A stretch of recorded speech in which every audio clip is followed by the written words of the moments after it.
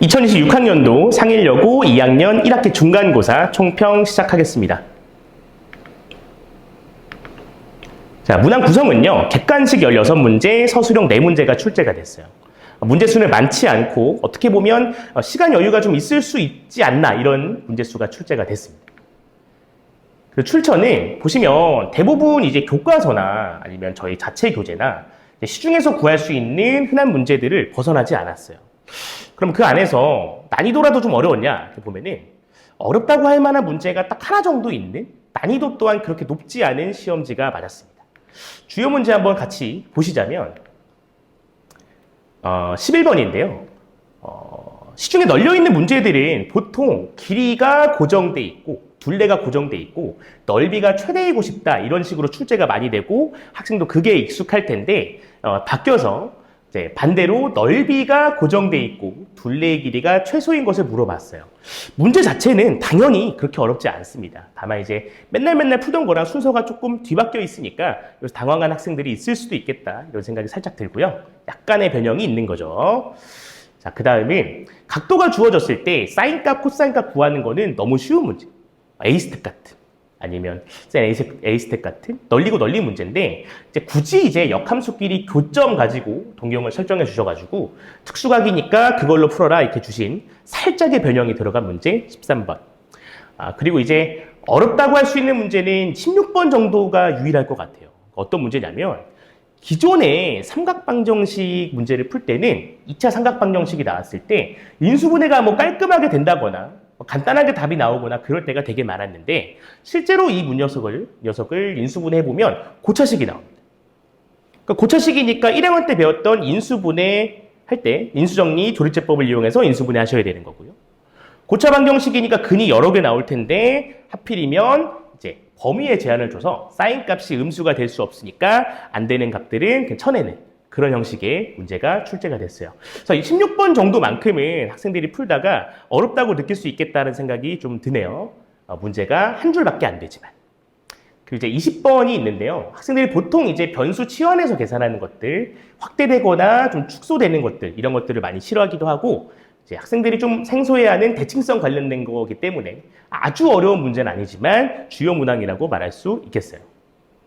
그래서 문제들을 좀 살펴봤는데, 보시는 바와 같이 이렇게 엄청 어려운 문제는 출제가 되지 않았습니다.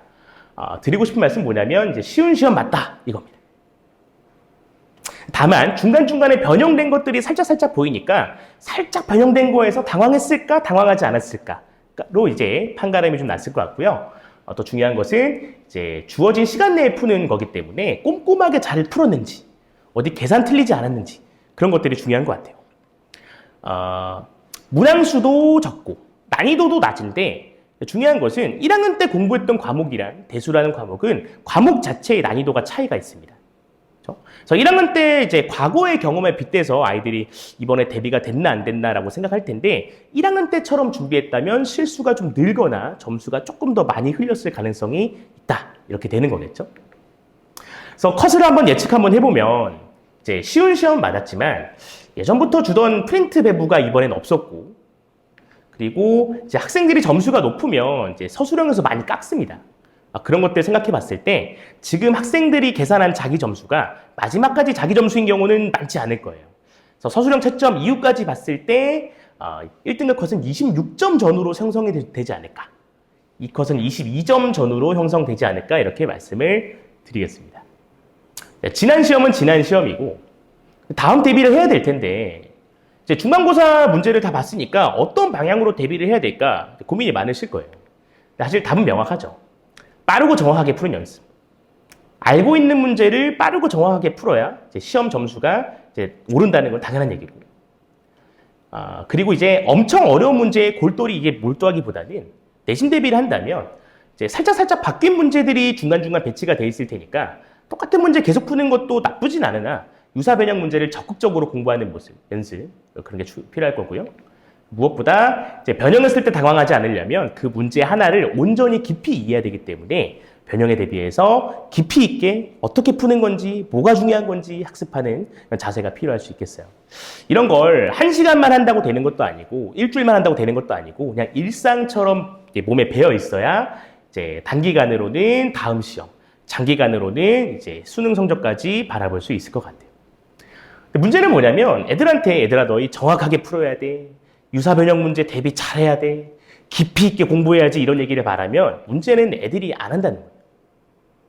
애들한테 말로만 했을 때는 이런 얘기 듣기가 십상이에요. 시험날 이런 얘기 듣겠죠. 이거 배웠나요?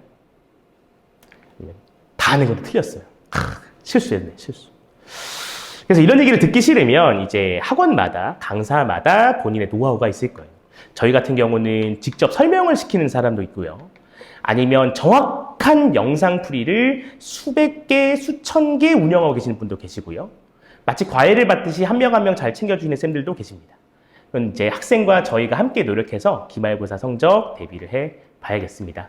그래서 공부하시는데, 시험 보시는데 너무 고생 많으셨어요. 그래서 남은 시험 화이팅 하시고요. 이제 기말 대비도 열심히 해서 성적 올릴 수 있길 기원하겠습니다. 화이팅 한번 할까요? 하나, 둘, 셋, 화이팅!